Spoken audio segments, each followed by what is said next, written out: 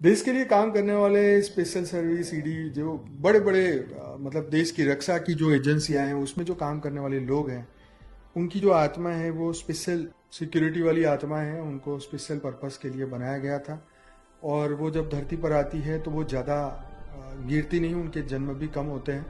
तो इसीलिए वो आके अपने देश की राष्ट्र की सेवा करती है। वो एक सामान्य मनुष्य की तरह फंस नहीं जाती संसार में।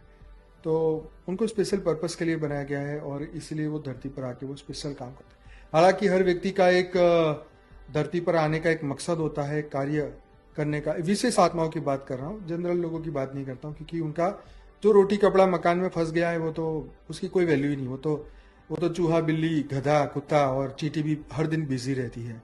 मैं उन लोगों की बात कर ही नहीं रहा हूँ क्योंकि उनका कोई पर्पस नहीं है, परंतु एक पर्पस से आई हुई आत्मा विशेष है और उनको सूक्ष्म जगत से ये पर्पस के साथ भेजा गया है।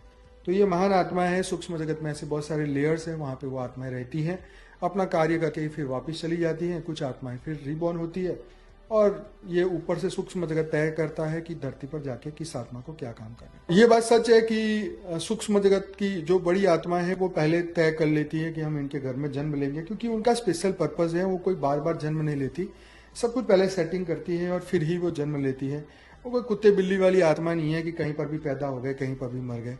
सब कुछ उनका पहले से सेट होता है और ये सूक्ष्म जगत में पूरा प्लानिंग के साथ ही आते हैं। जैसे कृष्ण होते हैं तो उनके साथ 16,000 आत्माएं इस धरती पर आई और राम जब धरती पर आए तो देवताएं भी बंदर रूप में आए।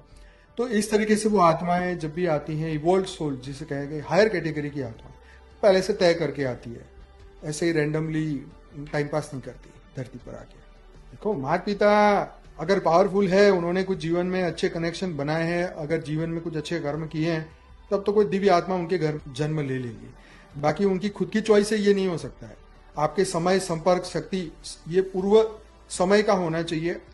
आज अगर आप सोचो कि आपको अफ्रीकन सिविलाइजेशन में जन्म लेना है तो पहले आपको उधर जाके आपको रिश्ते बनाने पड़ेंगे, ठीक है, उसे कर्म बंधन जोड़ने पड़ेंगे, तब जाके नेक्स्ट बर्थ में आप उनके यहाँ जा सकते हो, राइट। तो पहले कर्म बंधन जिससे आप जोड़ोगे वही आपके जीवन में मुड़ मुड़ के आने वाले हैं।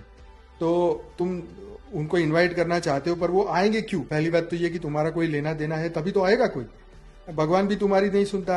हाँ, अगर सुनेगा जब तुमने भक्ति की है, उनकी आराधना की है, तभी तो वो तुम्हारी सुनेगा ना। तो ऐसे ही जहाँ कर्म बंधन है, प्रारब्ध है, प्रारब्ध उसे खींचता है, प्रारब्ध उसे मजबूर करता है, प्रारब्ध ही फिर आगे योजना बनाता है।